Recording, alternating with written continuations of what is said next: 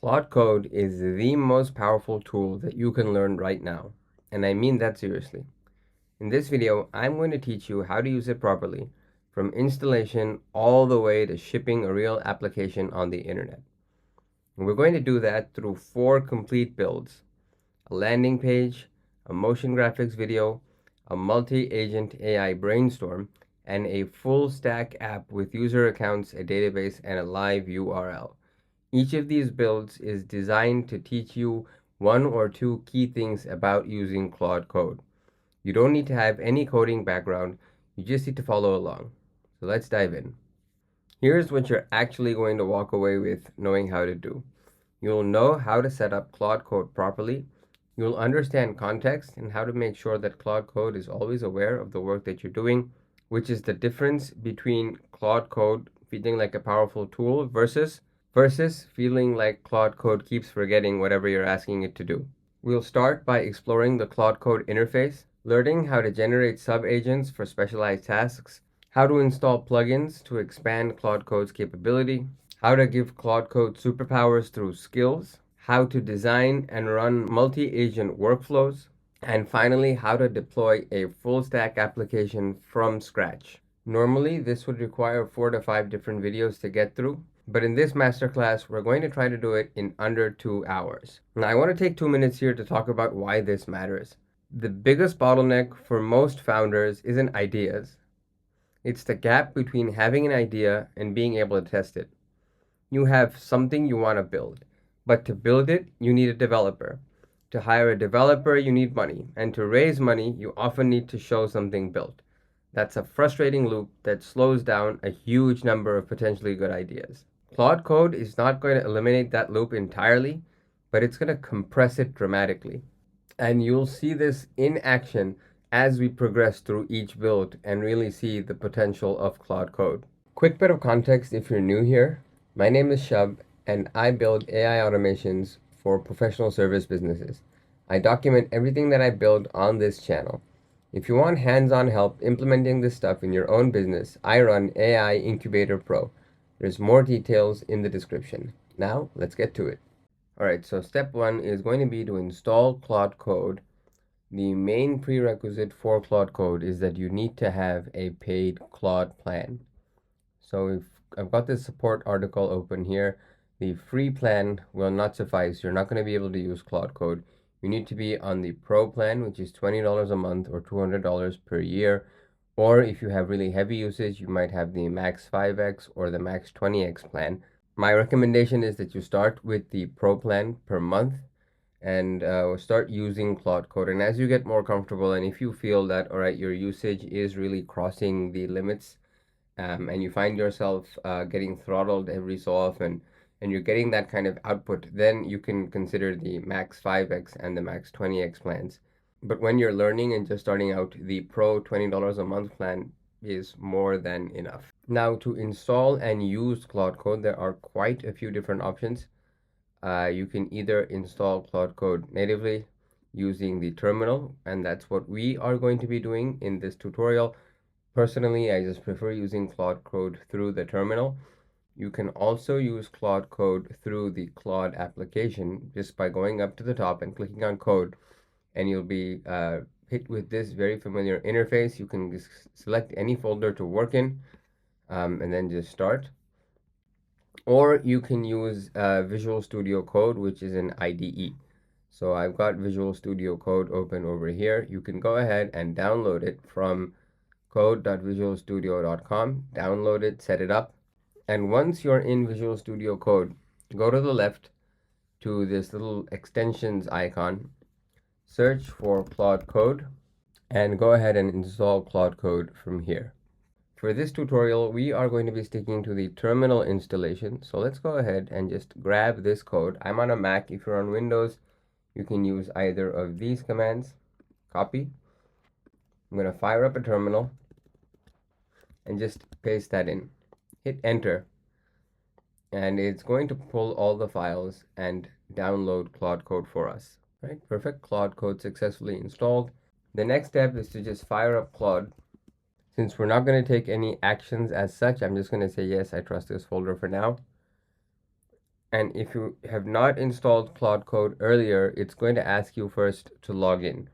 So since I had uninstalled Claude Code and reinstalled it for this demo, the login credentials were saved. So let me show you how you're going to actually set that up. So we hit slash and type in login.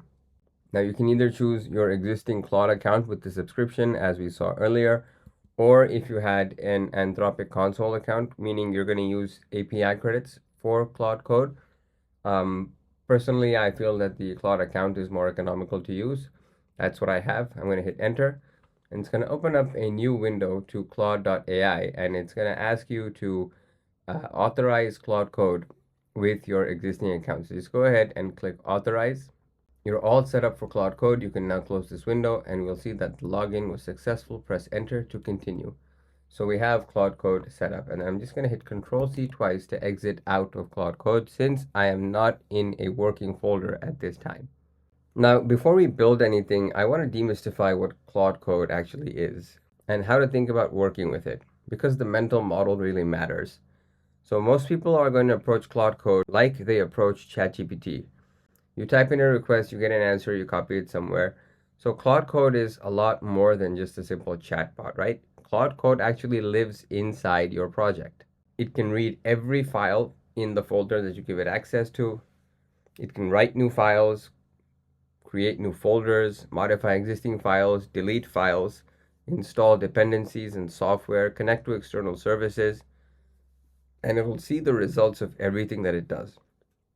So it's not just answering a question, it's doing real work. And I think the perfect analogy to understand what Claude Code can do for you and your business is it's like hiring a technical co-founder who is extraordinarily capable but has never met you before. So it's brilliant. They can build almost anything. But on day one, they don't know what you're building, who's it for, what decisions you've already made, or how you like to work. And the quality of what they produce depends almost entirely on how well you brief them. So that's Claude Code, right? Your job is the briefing, and Claude Code's job is the education. And as we progress through these 4 builds in this tutorial, we're really going to focus on the key features of Claude Code and just explore some of the capabilities and some of the things that we can achieve to get the most out of it. So the most important part of using Claude Code is how well you can describe what exactly you want. So you don't always need technical language, though a little bit of technical language, as we'll see in the builds, is going to help. You need specificity. So instead of just saying something very simple like build me a website, say something a little bit more detailed, like build me a landing page for a creative agency. Here's the offer, here's the design direction, here's what goes in each section, or at the very least, here are the different sections that I want. The more specific the brief is, the better the output is going to be every single time, no questions asked. And also to set expectations, Claude Code is not perfect. It's going to make decisions that you don't like. It's totally normal. It's like working with any other developer where they come back to you with a product. You may or may not like some of what has been built. You have to provide feedback on that. There will be revisions, except the advantage with Claude Code is that it's not going to charge you per revision per se, unless of course you run out of usage. Before I keep going, quick note, if you're watching this and you're not subscribed, you're actually in the majority. Most people watching right now aren't subscribers, which means YouTube probably won't show you the next video I put up. If you want to keep building on this, hit subscribe. I post practical builds every week. So for build 1, we are going to be designing a landing page for a creative agency. Now I've got Claude Code open and I've already navigated to the desktop folder on my computer. I'm going to go ahead and make a new folder called landing page by typing in the make directory command, which is mkdir, and then typing in landing-page. I had already made that directory, so I got this error. That's completely fine. Then we're going to go into that directory by typing in cd landing-page. And now we are inside the landing page directory. Now, once we're inside a working folder, that's when we're going to start up Claude Code. Because whichever directory that you start up Claude Code in, it will have access to that entire folder. So that's why it's really important not to run Claude Code directly on your desktop or one of your parent directories. Always make a new blank folder and then work with Claude Code inside that folder just to keep its actions contained. So now that we're in the folder, we're going to type in Claude, and I could just hit enter here to fire it up, but I'm going to add this command, which is dangerously skip permissions. Now, even though this sounds really ominous, what this simply does is that it eliminates the flag for Claude to keep asking me before it makes every little change. This is a security feature built into Claude Code, so you know exactly what it's doing and it confirms with you before it makes any changes. But since we're starting from scratch and since this is a tutorial, I'm going to use this just to save a little bit of time. When you're doing this by yourself on your own computer, I would recommend that you not keep this flag on so you can actually see exactly everything that Claude Code is doing step by step. I'm going to hit enter. It's going to give me a warning, so I can safely ignore that warning because I know what I'm doing. Hit enter, and you'll see that I have fired up Claude Code, and we're using Opus 4.6 on Claude Pro. Now, since this is our first time inside the Claude Code environment, here's a couple of things that we can do. By hitting the slash key, you can actually go ahead and see all the different tools that you have access to. So you can find skills, you can add new directories, manage your agents, set up Claude in Chrome, clear the entire conversation history, which is very important for clearing up context, because otherwise the entire conversation history is loaded into every message to the Claude API. So I'm just going to hit escape to come back out. Now for this landing page, we are going to use a skill and an agent. Now a skill is a specific set of instructions that are loaded into the context when Claude needs to do something very specific. And this will make more sense, I promise, when we actually implement it. So the skill that we're using, since we're building a landing page, is the UI design skill. So I'm going to go ahead and paste this command, /plugin install front-end design Claude plugins official, hit enter. So you'll see that I got a message saying it's already installed, which is fine. I had already done this before the tutorial. You would simply follow the instructions and just keep confirming until the installation was done. So we have the front-end design plugin, and we're also going to spin up a front-end design agent. Now, the reason that we're doing this is that if you've ever vibe coded before, you may have noticed that all vibe coded websites tend to look pretty much the same. They have that same cookie cutter, robotic, purple and black tint that just screams vibe coded and AI at you. So by utilizing this plugin, front-end design, and by spinning up a specialized agent that really makes sure that the overall aesthetic is very human friendly and seems made by a creative human rather than an AI, that's going to give us the output that we really want. So let's go ahead and create an agent by typing in / and agent, hit enter, and here we'll get a list of all the agents that are already installed. So I have an AP, these are some of the agents that I had made earlier, and you'll see that I've already got one agent called the UI Artisan. This is a similar agent that I had used. So if we were to create a new agent, I would just select create new agent, hit enter, and then you can choose whether this agent is limited to this project or this agent is global for any time you use Claude Code. And this decision is really up to you, whether it's a very specialized thing for something that you're doing right now, or if it's a repeatable skill that you want to be able to access across all of your different projects. For now, I'm just going to stick to project and hit enter.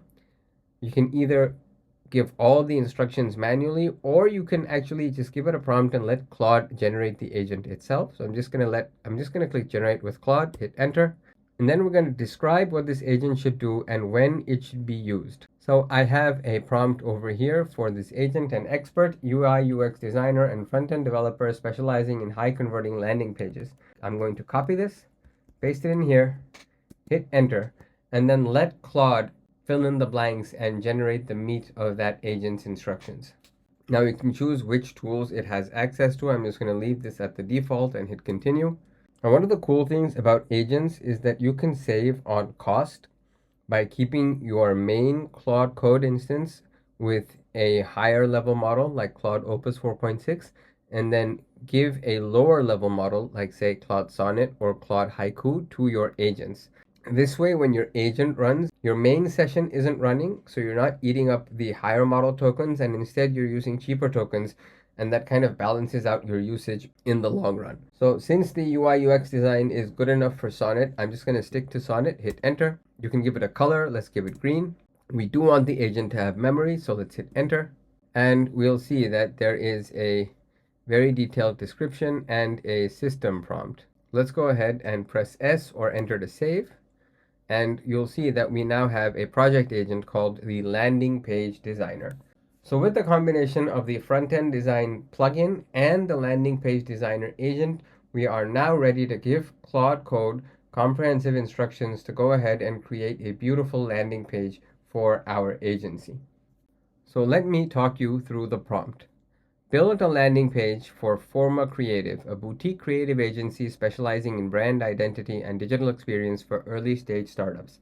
Now, the most important part of Claude Code and indeed interacting with any AI is how specific your prompt is. So the more information that you can give in the prompt, the more likely it will be that the end result is going to be closer to what you had expected. Now, obviously, Claude Code is very powerful. So you can actually let Claude Code draft copy for you, and it's going to do a pretty good job of it. So either you have your copy and your offer already well documented and you can provide that, or at the very least, you can give an overview of what your services are or what exactly it is that you want your landing page to show, and provide that in the prompt. And then wrap that brand identity and basic instructions inside your overall vision. So you'll see that here I have the core offer, and I've also given Claude some instructions for what sections that I want. Now this is optional. I could have just presented my core offer and asked Claude to add a form at the bottom to start capturing leads, and it would have really filled everything else out in between.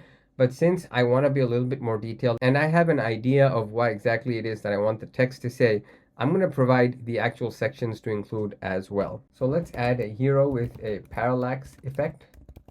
Now, a parallax effect is a slightly technical term, but really to get the best out of Claude Code, it is worth your while to kind of familiarize yourself with some of these technicalities. So even though you may not have an idea of how to code these yourselves, at least knowing what they're called will allow you to give Claude Code much more specific instructions and really get better outcomes that are more aligned to your original vision. So we also have some services, we have an about section, we have some testimonials, we have a contact form. Now the prompt that I had generated had some design direction as well, but let me go ahead because we have access to an agent and a plugin. So I'm going to go ahead and erase everything else, and at the very bottom I'm just going to type in use the UX plugin and the landing page agent together to create this website. Now that we have our entire prompt ready, I am just going to select all of this, hit copy, come back into Claude Code, hit paste, and then hit enter, and let Claude Code really do its thing. So I'll use the landing page designer agent to build this. Let me start by checking what's already in the project directory. And the beauty of Claude Code is that it's going to give you live feedback as to what it's doing. So you can really see its entire chain of thought as it's working. Now at the bottom, you'll see that bypass permissions is on, which is that extra command that we had run when we fired up Claude Code. Otherwise, it would have been asking me at every step to confirm to take any actions. But again, since this is controlled and inside a specific folder, it doesn't really have access to an external database or say a GitHub repository where it can kind of get out of hand and make some unwanted changes. It's safe to use the bypass permissions for now. Now, when we get this result back, it's possible that there are some things that don't really align with our original vision, but that's completely okay, and that's really a part of vibe coding that you need to anticipate. And there may well be a little bit of back and forth before we really get that result that you're looking for. So the landing page has been built. Let me verify it and take a quick look at the result. Right, the landing page is ready. And with that output, we have some design guidelines, the sections that Claude Code has built out for us, and the features. And remember, we had asked it for a parallax effect, so it's actually provided that parallax effect for us. We've got some fade animations, we have a sticky nav, form validation, it's fully responsive, which means it will work with all browser sizes, and there are 0 external dependencies, meaning this one index.html page that is made is completely self-sufficient. You can simply upload this index.html page anywhere and it'll be ready to go. So with that said, let's go ahead, navigate to this folder and see what Claude Code has built for us. Right, index.html. Let's open this up, moment of truth. All right, pretty cool. So we have a beautiful headline, we have a portfolio, get a quote. As we scroll down, we have the cards, some really nice design choices. I really like what it's done with the fonts. We have our testimonials and a form at the bottom. Perfect. So in just 3 to 4 minutes, Claude Code has given us a landing page which is 85 to 90% there. Now at this point, you can go ahead and make any changes that you like. You'll notice that the parallax effect isn't really visible because we're not really using an image. We have this really faint grid. And as the grid is moving, it's a little difficult to perceive. So we can go back into Claude Code and actually tell it the parallax effect is not very visible. How can we fix this? And if we hit enter, Claude Code has correctly identified that the background elements don't have enough visual contrast to make the movement visible. So let me go ahead and enhance it. And it went ahead and made those changes to the landing page. So we have brighter, larger gradient orbs, oversized layers, 5 layers at different speeds, content fades as you scroll, and we have some smoothing effects as well. So let's go back into the browser, hit refresh, and we'll see that instead of that earlier grid, Claude Code has now gone ahead and added these orbs. And you'll see that as we scroll up and down, the orbs are also moving down with us. So that effect is a lot more noticeable, and you'll also see that the text is also fading as we scroll down. Beautiful. Now you can continue to iterate over this as much as you want, and you can even give Claude Code access to images, YouTube videos, and any other media that you wanted to incorporate onto the page as well. So with one shot, we have this beautiful landing page, something that a premium web developer would have easily charged $500 to $1,000 for. You have managed to achieve this in 5 minutes using Claude Code powered by Claude Opus 4.6. So this was build number 1, and build number 1 was pretty simple, right? It's just a simple landing page with some cool visual effects to make it look really professional. But now let's move to the next level, where we're going to make Claude Code install a piece of software and actually control that software to create something all through the browser and Claude Code. So let's dive into it. Now build 2 is a different beast entirely. We're going to use Claude Code to actually build a piece of software for us, and then we're going to use Claude Code to control that software and actually create outputs that we can use. And we're going to do all of that through a skill which teaches Claude Code exactly how to install the software and how to make the best use of it. So we're abstracting all the complications of building that app and then learning how to use that app through Claude skills, and then just interacting with Claude using natural language, and it'll automatically dig into that skill, understand what is being asked of it, and how it can best utilize this software to create the outputs that we are looking for. So as we touched on earlier, a skill is a set of instructions that we're going to give Claude Code that makes it an expert in a specific tool. And the skill we're going to be using is the Remotion Agent skill. Now, Remotion is a really powerful video editing software that actually uses code to edit videos. So similar to how you might program and build out a website or an application, you can actually program and build out an entire video clip. Now, as you can imagine, Remotion would have a lot of documentation for how exactly you're supposed to use it and how you're supposed to write that code. And that's where this Remotion skill comes in, where through this skill, we are going to be able to give Claude Code access to all of that documentation, a set of best practices that it can just fall back on, refer to, and then use those to get us the kind of results that we're actually looking for. So Remotion is just an example of one skill. There are hundreds of different skills that you can install into Claude Code to extend its functionality in whichever direction that you want. Now, a word of warning, be very careful when you're installing skills because skills are essentially prompts, right? So bad actors can create skills that have prompt injection attacks, meaning there's one or two lines stuck in somewhere which might prompt the AI agent to end up divulging sensitive information or to take actions on your computer that you would not want it to take. So be very careful.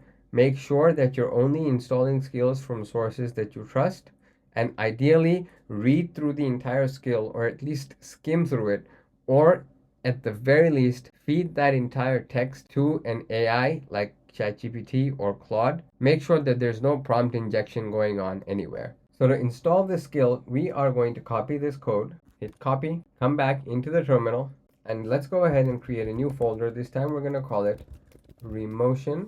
Navigate into the folder, paste in that command, and it's going to go ahead and install this for us. So just follow the instructions. If you don't have npx already installed, it's going to first ask you to install npx.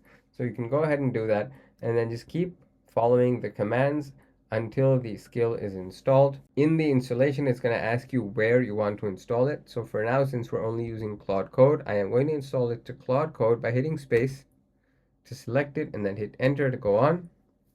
I only want this in the project itself. So let's hit enter, use the recommended option, proceed with installation, installation complete. Perfect. We now have the set of Remotion skills set up in our Claude Code. So let's go back and run Claude Code using the skip permissions command again, hit enter. Now using the skill, we can ask Claude Code to install Remotion and help us get started.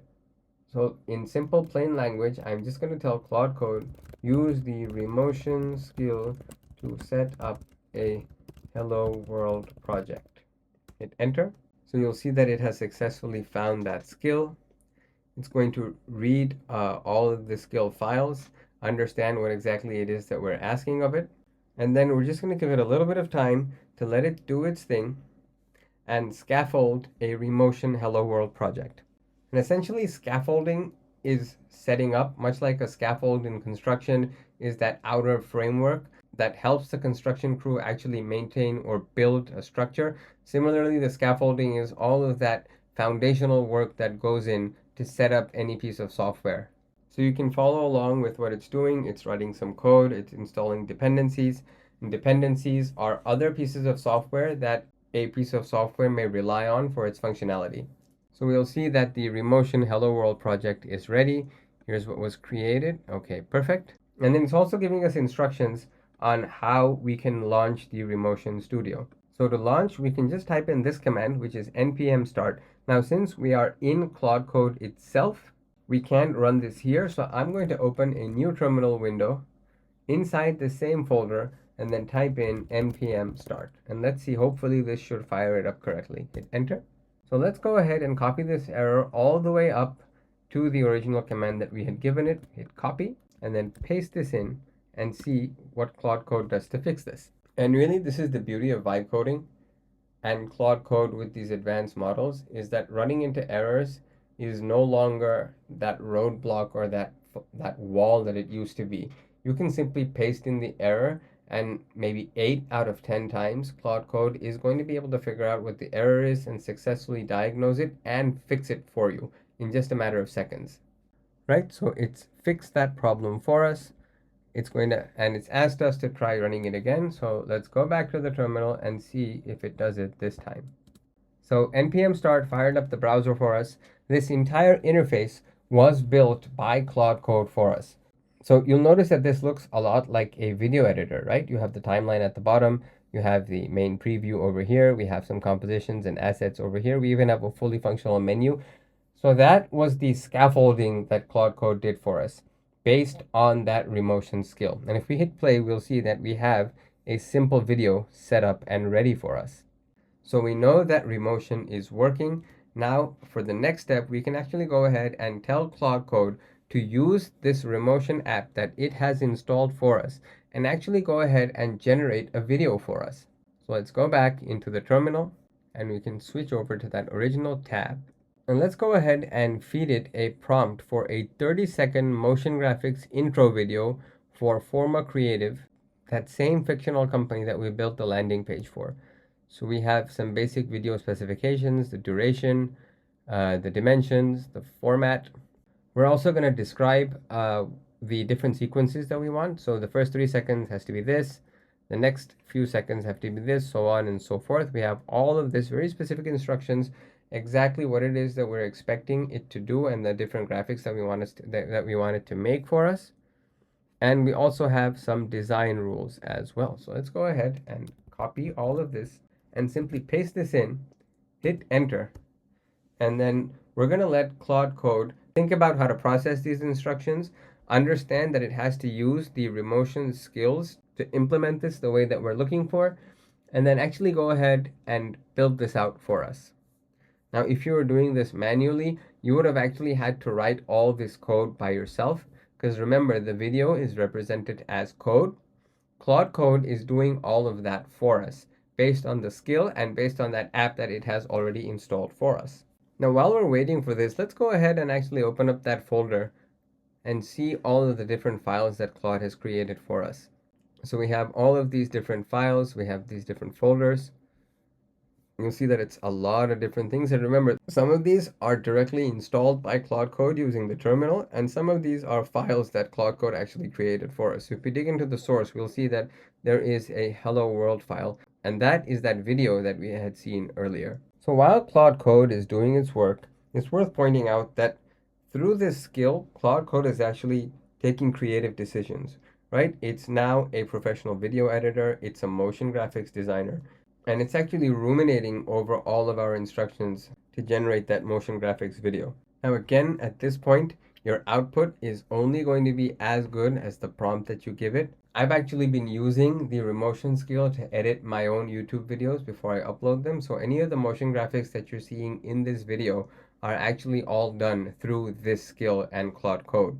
And I would encourage you to play around with this and kind of really figure out the sweet spot for how much detail you need to give the Claude Code and how much you want Claude Code to fill in by itself. I found that you really need to give Claude Code very specific timings, because otherwise it doesn't really understand when a scene should start and when a scene should end.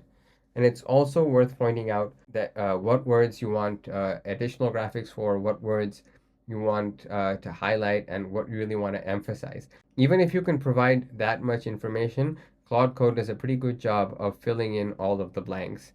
Now, since these were fairly complex instructions, it is taking quite a while for Claude Code to do it. Let's just go ahead and be patient and wait for Claude Code to finish doing its thing, and I'll see you once this is done. Alright, so we did get an error at the very start, but since we had skip permissions on, it kind of figured out that what the issue was. It self-corrected, and it actually went ahead and installed everything that needed to be installed, and it's going ahead and building out the 30-second motion graphics intro that we had asked for. And interestingly enough, you'll notice that most of the time was actually spent in thinking about how actually to process this, and when it actually started writing the code, the output was very, very quick. Another powerful feature that we're seeing is that Claude Code is actually self-verifying and making sure that anything that it's done actually works correctly. So everything is done. We can run it by that same npm start command, and we'll see that we have this entire table exactly of what was generated. So let's go back here, and we'll see that we're actually still running. So we can just go back into the browser, hit refresh, and we should be able to see that new project up and running.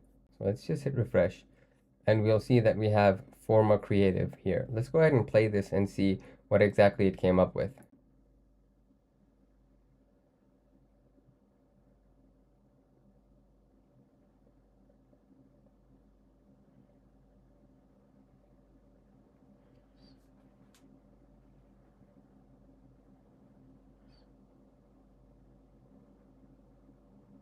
So overall, it's doing a pretty decent job. The text is coming in very nicely. It's chosen very nice fonts as well.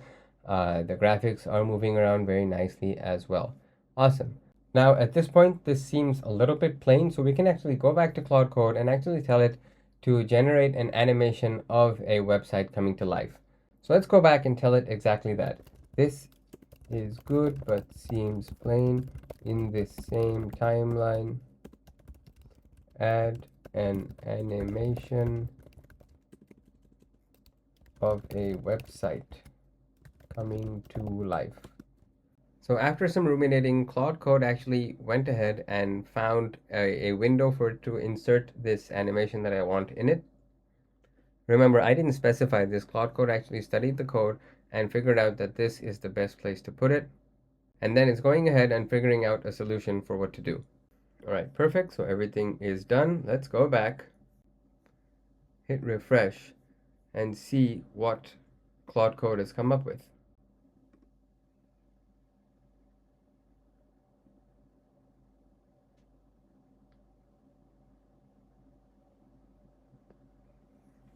So you'll see that it's gone ahead and actually made this entire animation of a website coming to life, complete with accurate text at the top.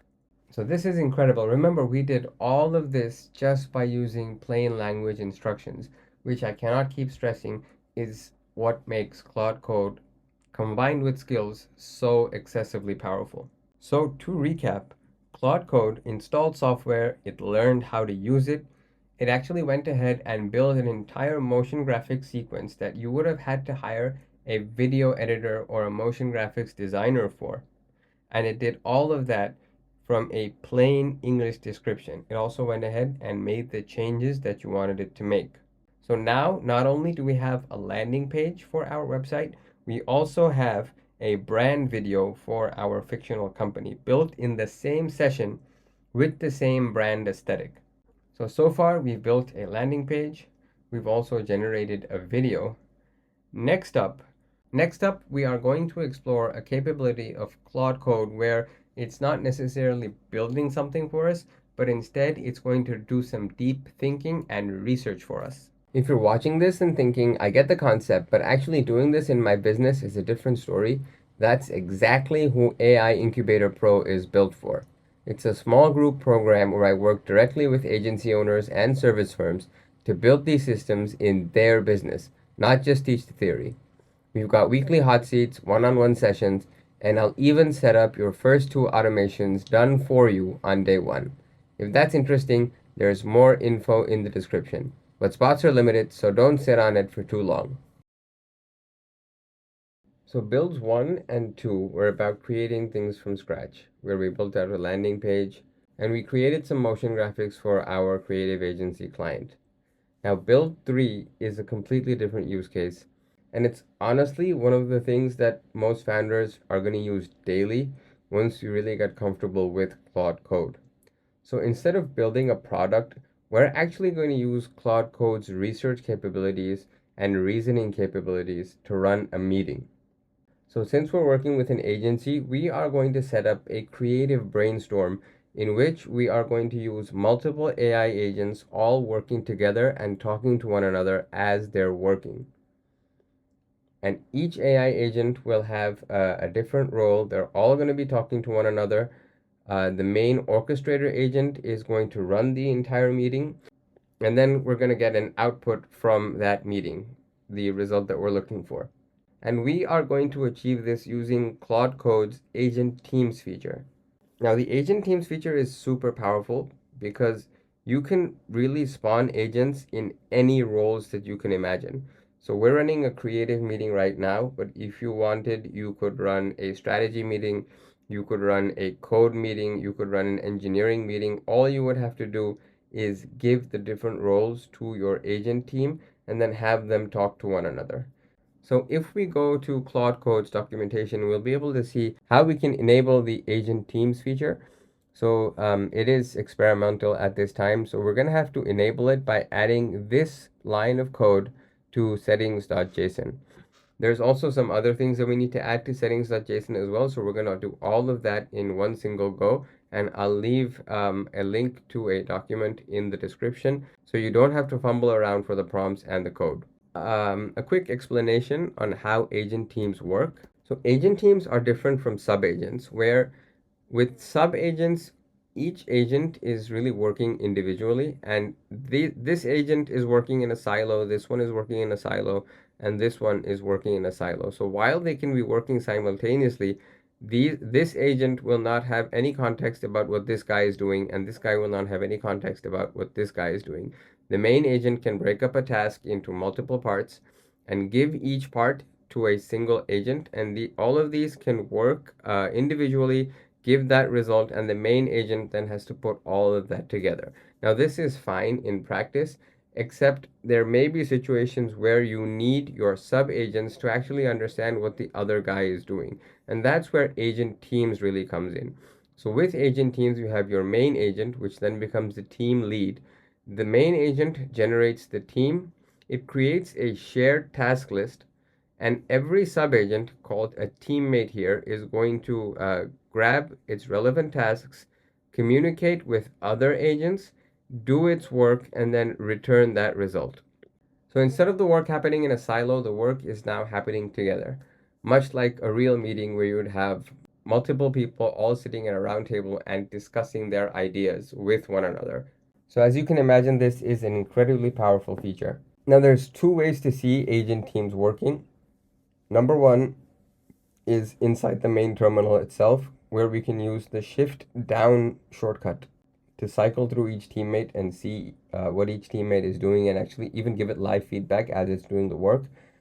But a cooler way to see this is using the split panes feature, where every teammate is going to get its own pane, and your terminal is going to split up into multiple panes, and you'll see each one working.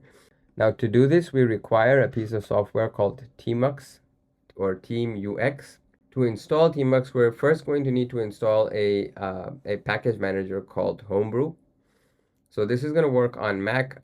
I already have this installed, but if you don't have it, you're going to go ahead and copy this code, come into your terminal, and paste it in and run the command. Once you have Homebrew installed, we can use the brew install Tmux command to install Tmux.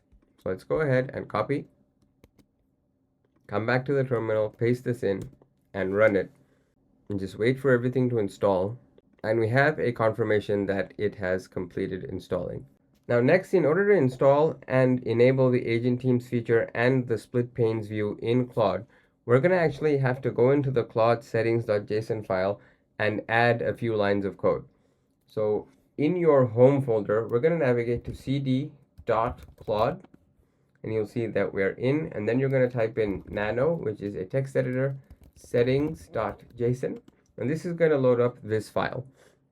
Now your file may look a little bit different, so the first thing that you want to add is this bit of code here. env and Claude Code experimental agent teams is 1, and 1 basically means is enabled or true. Remember to add the comma after that end, or after the closed curly bracket if you have other things after this. I'm going to go hit enter, and we're just going to add this line of code. Preferences, Tmux split panes is true. Remember to add a comma after that closing curly bracket. Control O to save the file, hit enter. Control X to exit. And now we can come back to our main terminal window. Let's increase the font size a little bit and just type in clear to make our screen nice and neat. Next up, we need to run Tmux, and then after running Tmux, we're going to start up Claude inside that.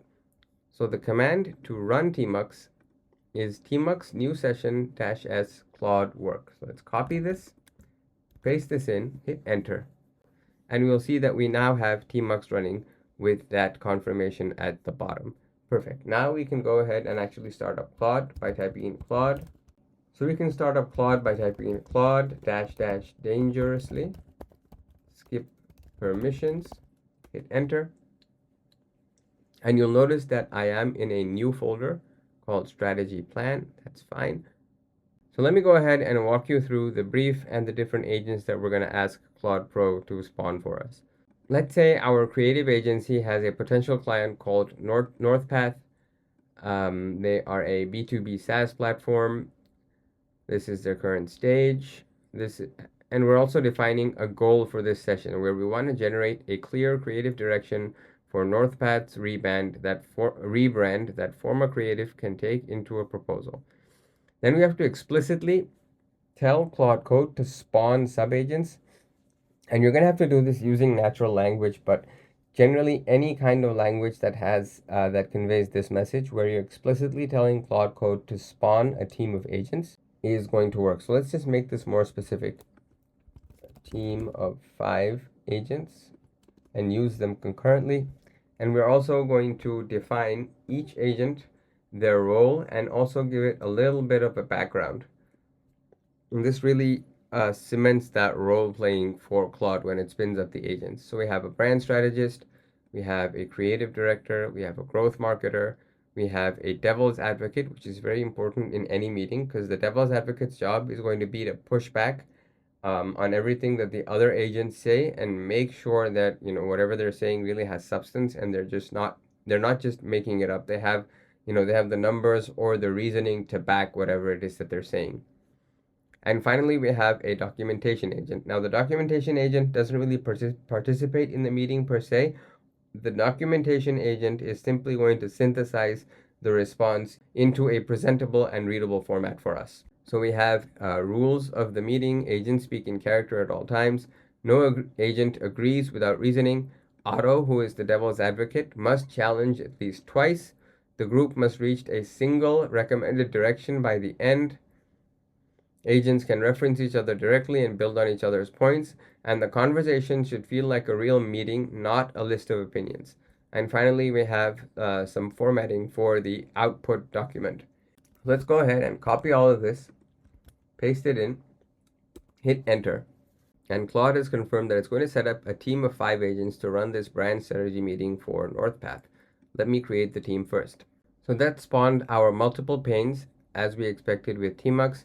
We have Maya working, we have Priya working, we have Daniel working. These are all the different agents. And you can actually go ahead and see the work that each agent is doing. In the left pane, we have a progress of what's going on. So develop brand positioning analysis, develop visual and creative direction, assess commercial viability, stress testing, and then synthesize the meeting into a final creative brief. Now, while we have all of these agents running, we can actually go ahead and type in commands for any particular agent if you want to interrupt their thinking and ask it to do something else. Otto and Sage are currently not working because Sage is the documentation agent and Otto is the devil's advocate. So we'll see that this guy is now ready to send his summary to this guy for stress testing. Right, so Maya is done, task number 1 complete. Daniel and Priya are still working, right? So now that one agent has done its job, it has sent it to Otto, the devil's advocate, and Otto is now going through all 3 analyses to begin his stress test. You'll also notice that while Otto is working, the other 2 agents are also working because Otto is sending his feedback to these guys. And these guys are also waiting on other agents to do their inputs as well. So we're getting some feedback saying Maya and Daniel arrived at the same core idea independently. Otto now has all 3 inputs and should be working through his challenges. If the direction survives Otto's stress test, we have our recommendation. So Maya is standing by waiting on Otto's stress test, the key moment of the meeting. Now we have an update from Priya, who has sent Otto her updated commercial rankings as well. So all of the agents have finished their work. Tasks 1 to 4 are all complete. Sage is the last one working, assembling the final NorthPath creative brief from all 4 inputs. We're getting yet a little bit more feedback from Otto. So he provided his challenges. The other agents incorporated those challenges as well. And the direction is now stronger for having been stress tested. Sage is now pulling all of this together into the final brief. The final brief is complete. Let me read and share the final document. And Claude Opus itself is saying that the brief is excellent. So let's see, that's pretty interesting.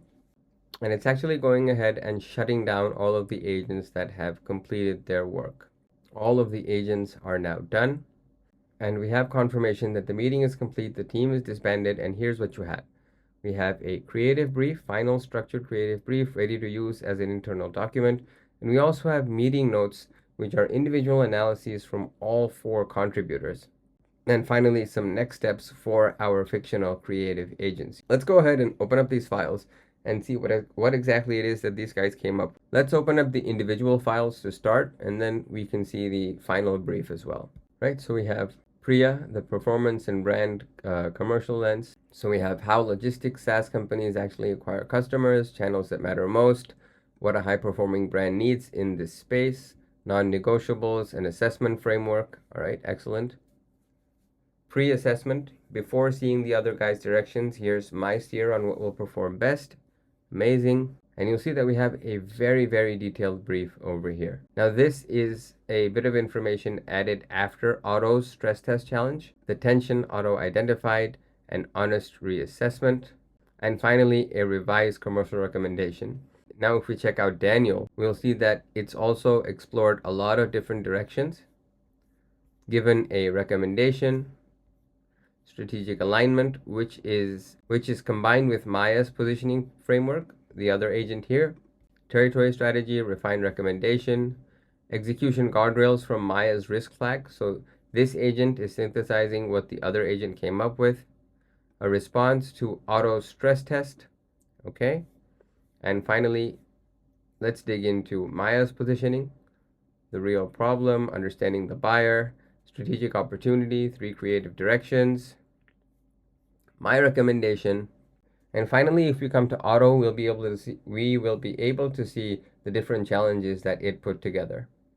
So first status check was that the room was agreeing too quickly, and then Otto went ahead and actually put forth multiple challenges.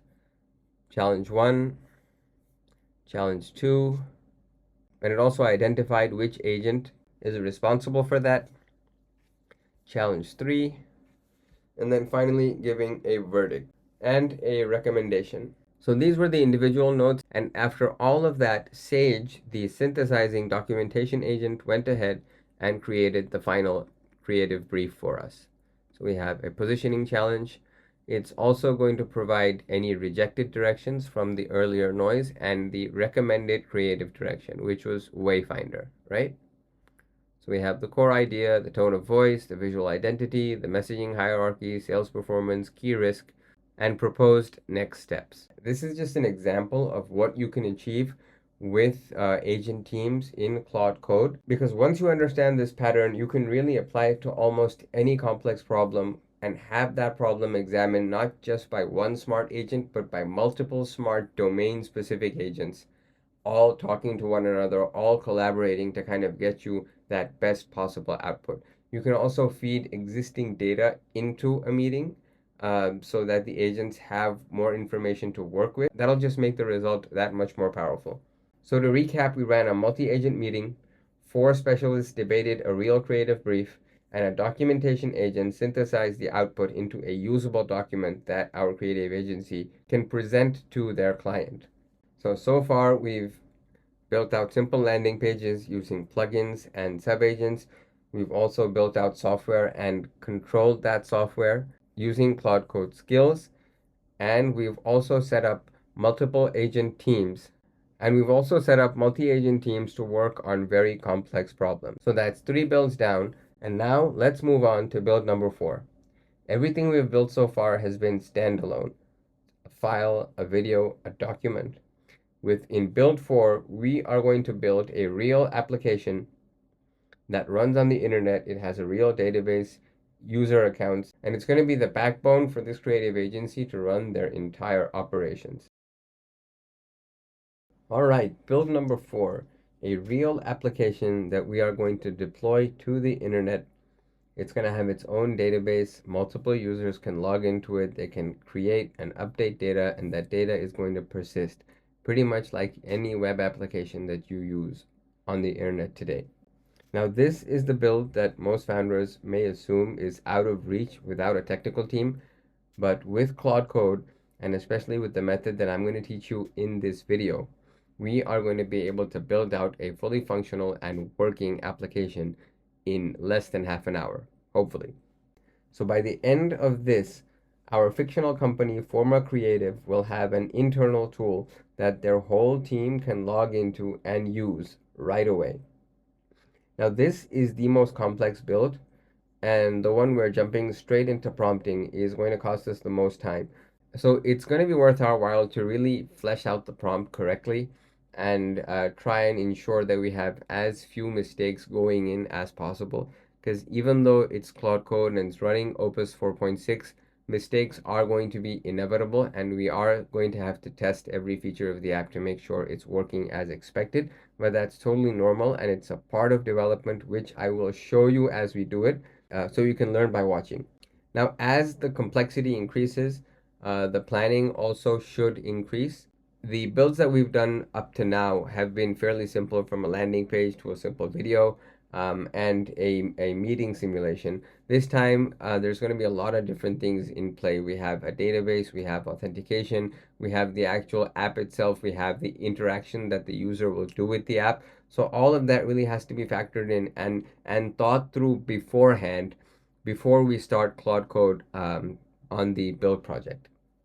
Now this build is going to be a little bit complex because we're not just working with a front end. We're going to have a front end. We're also going to have a back end powered by Supabase where all the data is going to live. We're going to push it to GitHub for version control. And finally, we're going to deploy it using Vercel or Netlify. So I'm in a new folder. Let's go ahead and fire up Claude with the skip permissions, because this is going to be a fairly long build, so I don't really want to keep pressing enter every single time. So now that we are in here, let's go ahead and examine the prompt that I have for it. Build a full stack task management application called Forma Tasks, an internal project management tool for creative agencies. So we have core features, we have authentication with simple user profiles. We are able to create projects, which are essentially clients, as the main umbrella, and inside projects there are tasks. Each task must have the following. And one interesting complexity that we're introducing is that tasks can have dependencies where one task is blocked by one or more other tasks. So task A cannot be completed unless task B and C are completed first. Okay, and there's also going to be a comments thread. We can also archive and delete tasks. These are the different views that we want. So we want a Kanban board where we can see each task in whatever area of the lifecycle it's in. We also want a list view, and we also want a filtered view showing only tasks assigned to the logged in user. And since we have multiple users, any authenticated user can create, edit, and assign tasks. These are permissions. So what can users do? What kind of data can they see? What kind of data can they update? What can they play around with? The more specific you are in the prompt, the better your result is going to be. And as an added tip, if you can actually go ahead and describe what the life cycle of a user is going to be with your app, so the user logs in, this is what they do, this is what they do next, this is what they do next, etc., etc., etc., that will also really help Claude Code figure out, okay, this is what the user wants me to build. Now, since we want some consistency, I've given it some design direction to match the Forma Creative brand from the landing page and the motion graphics video that we had created earlier. Before we drop in the prompt, we're going to type in / and plan. So we need to enable plan mode before dropping the prompt in. So what plan mode is going to do is it's going to allow Claude Code to really understand our requirements and then output a very detailed and specific plan for how it's going to execute this. So we actually need to add one more line to the bottom of the prompt, which is split this into multiple sprints that can be done independently. Perfect. So let's go ahead and press copy, paste this in. And now that we're in plan mode, Claude Code is going to understand our instructions and it's going to craft a plan for, okay, this is how I need to build this out. Right? So since this is an empty directory, clean slate, no existing code, let me design the full architecture and sprint plan. So it's actually searching the web to find some information about the design and the dependencies and everything that's required. So we're just going to let it do its thing and see what it comes back to us with. Another pro tip for writing good prompts is that you can actually use Claude or ChatGPT or Google Gemini to actually design your prompt. So instead of just dumping the first thing that comes to mind into Claude Code and asking and expecting it to build the app for you, use the chat interface and talk to the LLM. All right, this is what I want to build. how should I best structure my prompt in such a way that everything that I want is covered. So it's going to probably ask you some follow-up questions. You can answer those questions, and ultimately you can use the AI itself to help you design a comprehensive prompt for your idea. Now that Claude has done quite a fair bit of thinking about what we want to, well, what we want it to build, it has some follow-up questions. So are you happy with the tech stack choices, Next.js 15, SQLite Drizzle, Better Auth, etc., etc.? We can either accept things as it is, or we can either give our own input or simply chat about this. So I'm just going to hit chat about this and say, I will deploy the database on Supabase. Choose the best tech stack and UI approach you feel. All right, so it understood the request. It's going to update the plan accordingly, and it's going to come back to us. Then we have the database structure. We also have the folder structure and file structure all inside. Everything, all of this is in the Claude Code plan. And it's also, as we requested, broken down everything into multiple sprints. Now, sprints can be thought of as small chunks of work that all come together to form a bigger project. So breaking it down into sprints will make sure that Claude Code is taking on manageable chunks of work, actually completing that before moving on to the next chunk of work. And this is how we're going to solve the issue of running out of context or running out of credits. So we have sprint 1, sprint 2, sprint 3, sprint 4, and finally sprint number 5. And we also have verification criteria for after each sprint, these tests have to pass. All right, excellent. All right, so now that all the tests have passed, we can clear the context, bypass permissions, and let Claude have at it. So let's hit enter. And it's going to start implementing the plan sprint by sprint. So it's already saved this plan to a file. So if we run into any issues, Claude can read the code base, read the plan, understand how much is done, how much is left, and actually pick up where we left off. All right, so as it's working, it's creating the auth pages, the auth callback, the dashboard layout with the sidebar and the top bar. This is just a preview of the actual code that Claude Code is generating for us, which is incredible, right?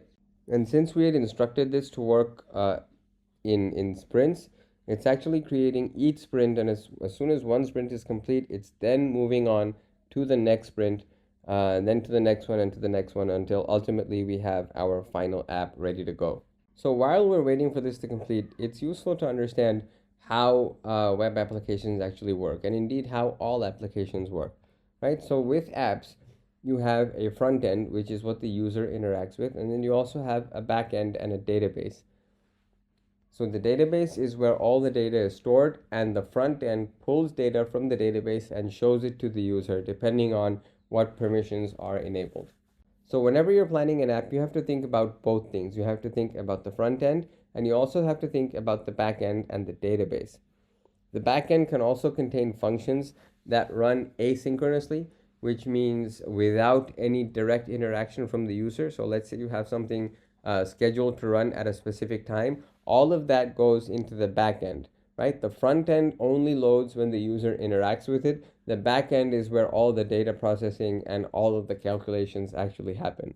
So once Claude Code is through with all of the work, we'll actually only have the front end up and running. We'll still have to connect it to a back end. And that's what we're going to be doing next using Supabase, which we'll get to as soon as this completes. The full stack app is built and compiled successfully. Here's a summary of everything implemented. So we have the foundation, projects and tasks, the different views, the dependencies, comments and notifications, and the polish as well. Perfect. Now to get running, Claude Code is actually giving us these instructions. We have to create a Supabase project. We have to copy .env.example to .env.local, and I'll explain exactly what that is in a moment. And then we have to run some SQL in Supabase to actually go ahead and create the database that our app expects. So let's go ahead and fire up Supabase. Supabase is free, it's scalable, and it's fairly easy to use. There are other options as well for databases, but when you're starting out, especially from a non-technical background, Supabase is pretty much as user-friendly as you can get for a fully functional and indeed almost production-ready database. So once you have your account ready, go ahead and click on New Project. Give your project a name. Let's call this Form Tasks. Create a database password. Make sure it's nice and secure. Choose the region that's closest to you. And go ahead and click Create New Project. Now once you're in here, we're going to need to grab 2 pieces of data from this project and paste it in that env file. So let's come back into the terminal and let's just ask Claude to copy .env.example2.env.local for me. So it's going to run that command and actually go ahead and copy it. So the env file is like a secret file which is only accessible to that local computer, and it contains any secrets and API keys which are required for connecting to other services. So in this case, since we want to connect it to Supabase, the env file or the environment file will contain the Supabase URL and the Supabase API key, which the app front end is going to pick up and use to connect to the backend to be able to pull data successfully. So we have a confirmation that the env local already exists with the same placeholder values as env example. Okay, so let's go ahead and add a new tab in the terminal and type in nano.env.local. And this should open up our pre-filled file. So we need to add a Supabase URL. We also need to add a Supabase anon key and a database URL. So I'm not entirely sure what the database URL is. So let's go back to Claude Code and just ask it. The placeholder contains a database URL. What is that? So the database URL is the direct PostgreSQL connection string for your Supabase database. You can find it in your Supabase dashboard by here. All right, perfect. It's also explaining why we need this as well. Perfect. So let's come back here and get the Supabase URL. So I'm going to erase this, go to Supabase, and this is indeed the Supabase URL. So let's go ahead and copy this, paste it in here. We also need an anon key. So we're back in Supabase. We go to Settings, API Keys, go to the Legacy Anon Service Role API Keys tab, and copy the anon key. Come back into the terminal, paste that in here.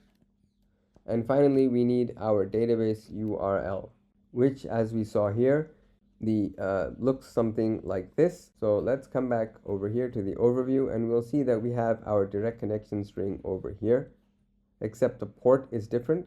So we can actually just go ahead and directly search for connection string, and you'll see that there is that option there. Perfect. And since the expected string actually has this as the port, and the current string has this, we need to find a different method of connection. So let's try transaction pooler, and we'll see that this has the correct port. So let's go ahead and grab this entire string, come back to the terminal, paste it in here, and I will have to replace my password over here. So I'm just going to skip over that and then hit Command O to output and Command X to exit. So now that the environment file is done, let's go back to Claude Code and see what else we need to do.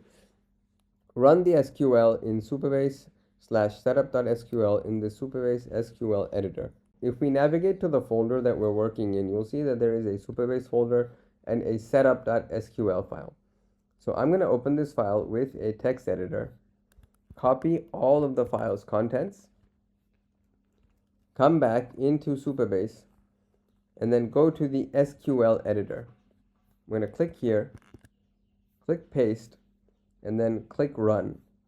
Run this query, and if it works, it should say success, no rows returned. Perfect. All right, let's go back out. All the database is set up. We've created all the requisite fields in our Supabase database. We've also established a connection between Supabase and our local app. So it is now time for the moment of truth. We can actually execute this command, npm run dev, and actually fire up the app on our local computer. And we have a URL, localhost 3000. Now localhost is a local URL which will only work on your computer. It's not going to work anywhere else. And it will also only work when you have run the npm run dev command.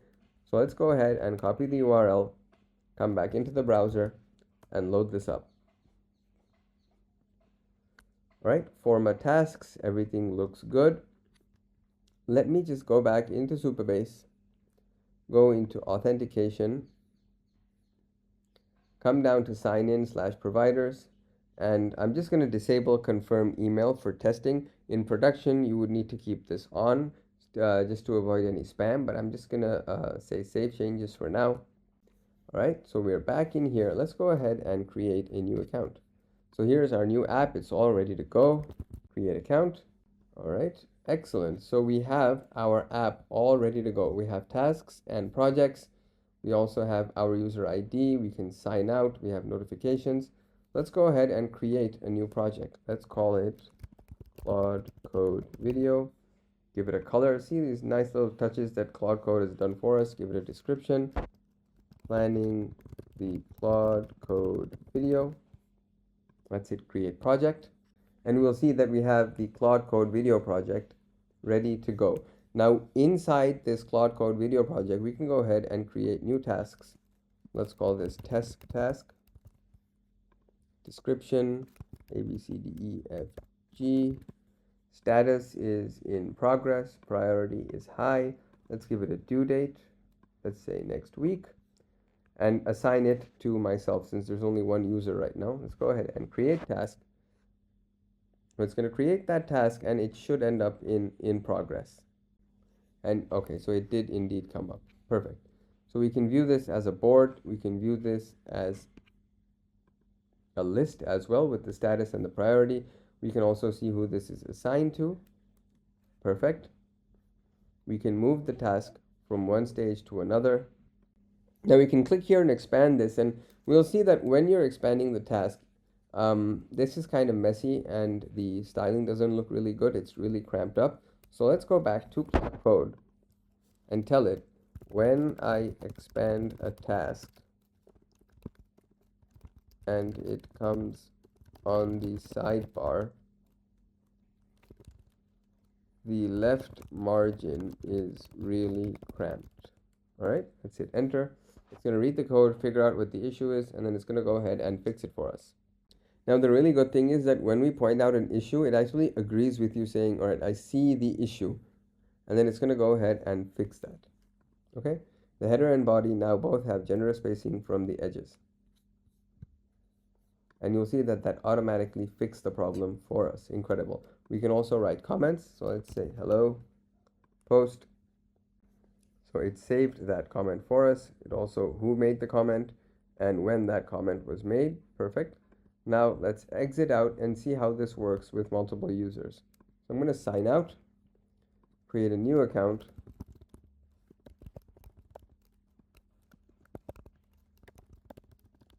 And here's a little trick for adding a +1 to your email address, so you can use the same email address for multiple logins. It's going to be essentially it's the same inbox, but the app is going to treat it as a different email address. All right. So we can see the Claude Code video project. We can also see that there is a test task and it is currently assigned to my first user ID, but I can also assign it to myself as well. I can see the comments. Let me write a comment to reply.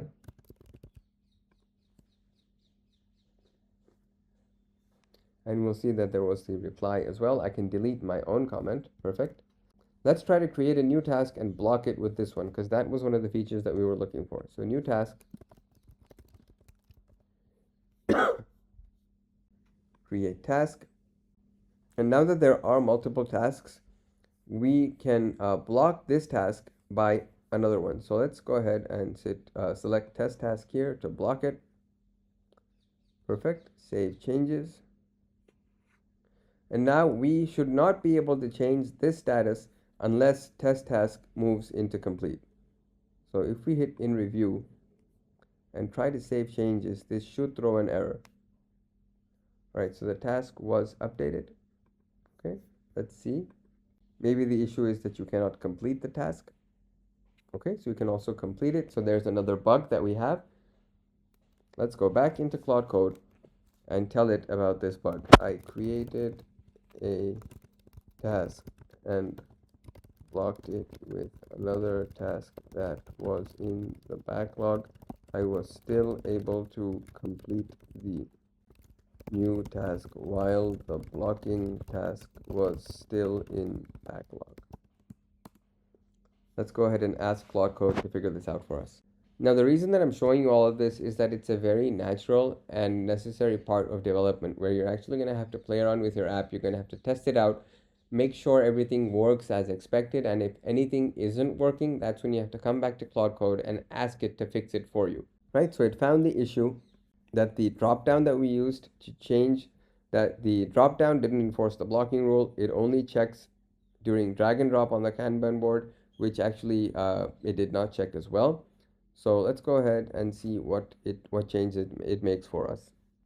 Okay, now both update task and move task check is task blocked before allowing a task to move past backlog. Let's come back here, move this back, hit refresh. And now, since this task is blocked by test task, we should not be able to move this out of backlog. This task is blocked and cannot be moved to in progress. Let's try to move it to another area. Failed to move task. Perfect.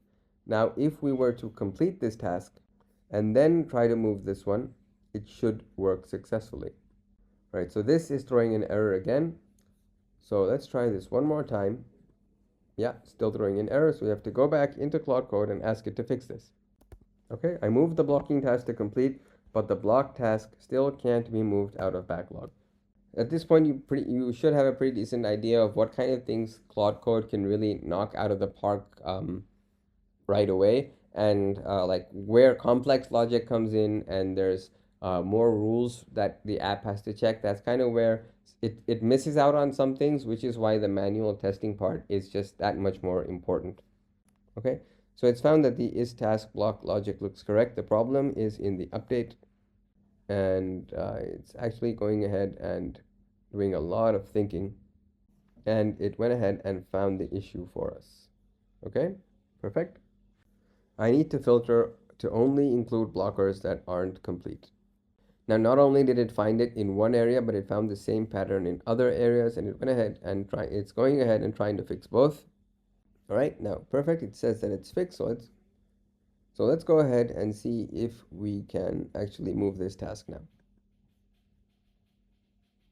So let's hit refresh, and we'll see that the block is gone because test task is now complete. So now we can freely move this task from any area to the next one.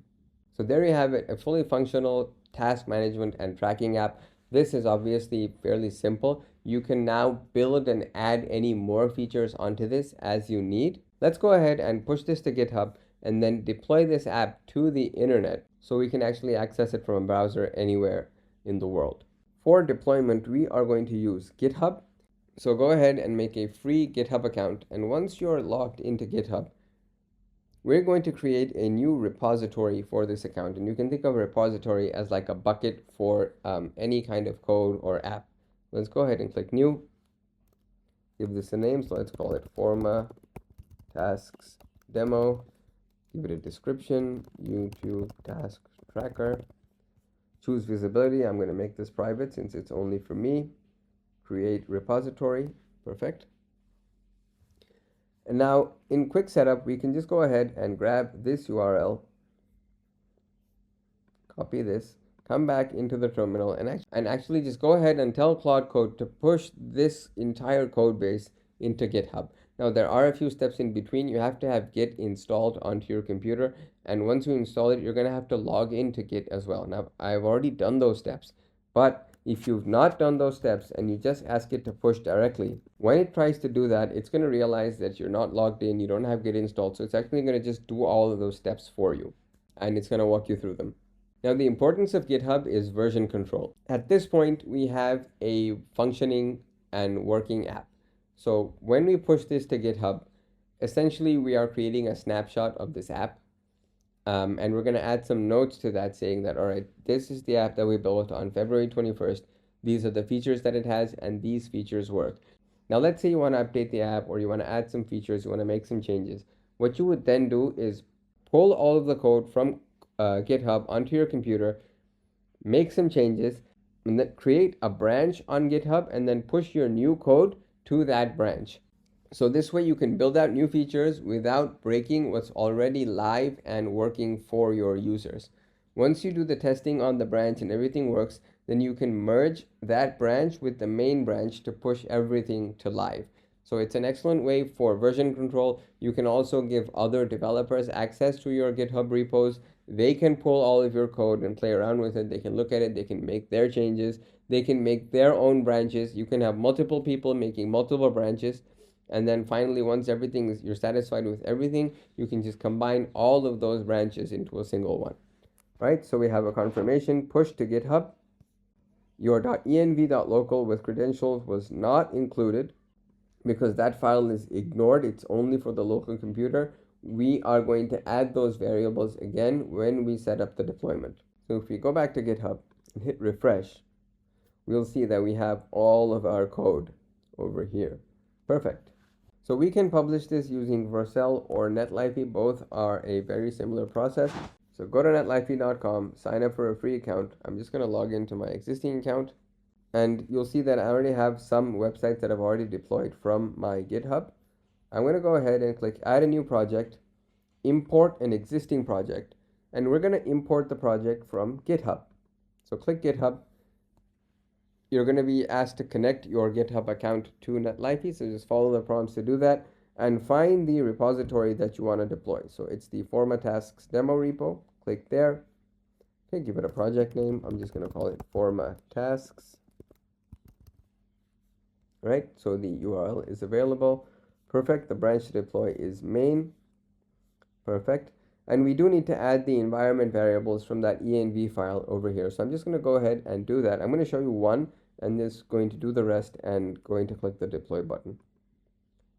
So we can either import from a .env file directly, or we can do this manually. So I'm just going to say add key value pairs. And now that I have all the values copied in, I'm going to click deploy Forma Tasks. And you will see that we have the project deploy in progress. Perfect. It's going to take a couple of minutes to build. If the build is successful, we're going to get a success message. All right, so published, perfect, and we have our live URL. So let's go ahead and open this in an incognito window. Come back to the terminal. You'll see that the dev server is not running because we did close this down. Let's go ahead and open this in a new incognito window. Perfect, so we have the login page. Let's go ahead and log in with those same credentials. And since the testing was done on a live database, we should be able to see all the data that we created earlier. Sign in, and perfect. We have the Claude Code video project, and we have the tasks that we had created earlier, along with some notifications of the test task being moved to complete and a new comment on test task. Mark all as read. Perfect. So there it is, a fully featured app that we built out using Claude Code. We debugged it, we made sure it was working the way that we wanted it to work, and then we pushed it to GitHub for version control, and finally we deployed it to the live internet. So this has been a pretty long video. We started out with a simple landing page, then we built out a full video editor and made a motion graphics video. We used the multi-agent team feature to brainstorm a creative brief for our agency. And then we built out a full stack application for our brand, all from the same Claude Code terminal. So just a few months ago, this would have required a designer, a motion graphics artist, a strategist, a coder, a development team. Today, we were able to do all of this in less than an hour and a half to 2 hours. So the unlock isn't the technology. It's really that ability that you now have to move from idea to something real fast enough to learn and iterate. And really the secret to mastering Claude Code is just to use it more and more. So I encourage you to play around with it, experiment, and I'm really excited to see all the different things that you can go ahead and build with this. If you enjoyed this video, remember to leave a like and subscribe to the channel for more AI and automation content.